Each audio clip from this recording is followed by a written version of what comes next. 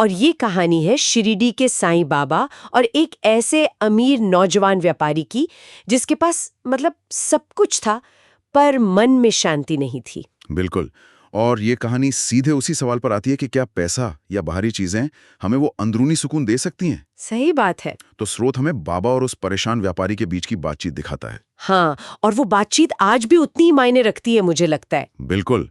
तो आज हम यही समझने की कोशिश करेंगे कि बाबा ने उस व्यापारी को, जो अमीर होकर भी बेचैन था, शांति का क्या रास्ता दिखाया। और खास तौर पर वो दो शब्द श्रद्धा और सबूरी, इनका क्या महत्व है। हाँ, चलिए इसी पर गहराई से बात करते हैं।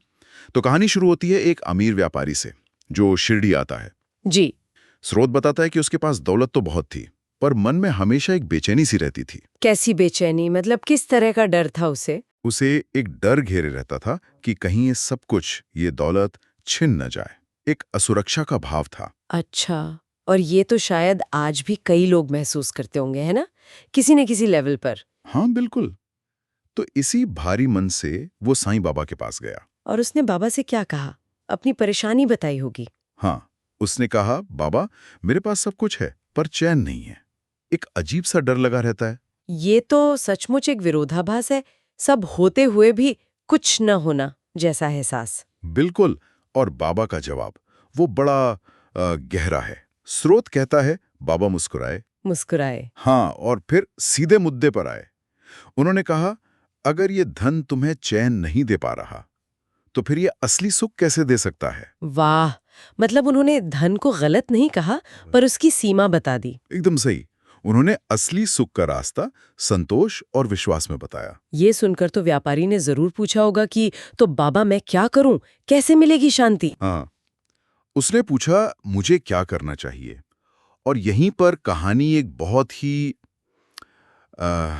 दिलचस्प मोड़ लेती है। क्या हुआ? बाबा ने उसे कोई लंबा चौड़ा उपदेश या कोई मंत्र नहीं दिया, बल्कि उसे 2 रुपए दिए। सिर्फ 2 रुपए? एक अमीर व्यापारी को? ये तो अजीब है। हाँ, पहली बार में सुनने में अजीब लगता है, लेकिन उन 2 रुपयों का असली मतलब उनके मूल्य में नहीं था। तो फिर किस में था? उनके प्रतीक में। बाबा ने इशारा किया कि उन सिक्कों पर मानो कुछ लिखा हो।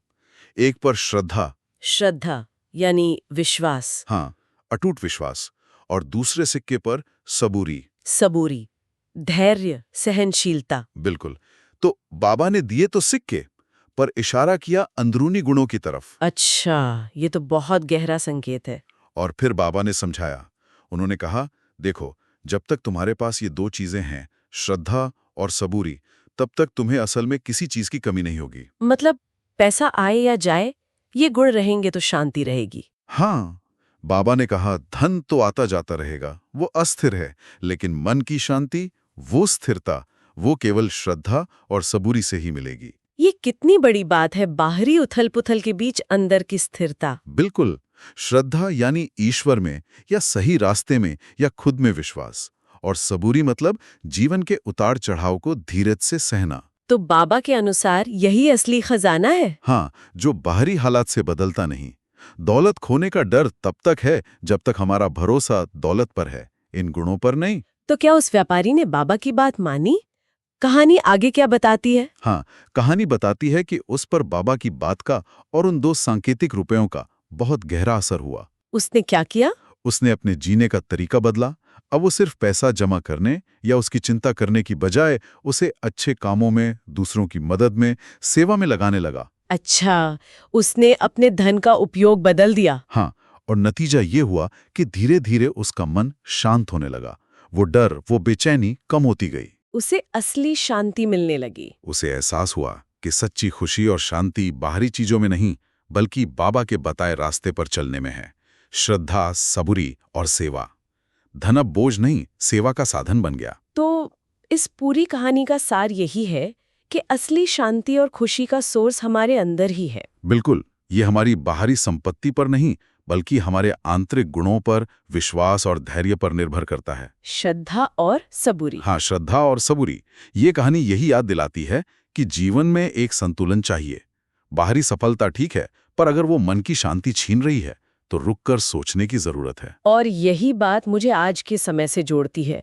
आज की जो भाग दौड़ वाली जिंदगी है, जहाँ सब कुछ तुरंत चाहिए, भौतिक सफलता पर इतना जोर है, हाँ, कहीं ऐसा तो नहीं कि हम अनजाने में इन दो जरूरी चीजों को, श्रद्धा और सबूरी को, पीछे छोड़ते जा रहे हैं? ये सच में एक सोचने वाली बात है। आज की चुनौतियों के बीच विश्वास और धैर्य का संतुलन कैसे बने? हाँ, इन गुणों को आज के जीवन में कैसे जिंदा रखा जाए, ये शायद हर किसी को अपने लिए सोचना होगा। बिल्कुल, ये एक व्यक्तिगत यात्रा है।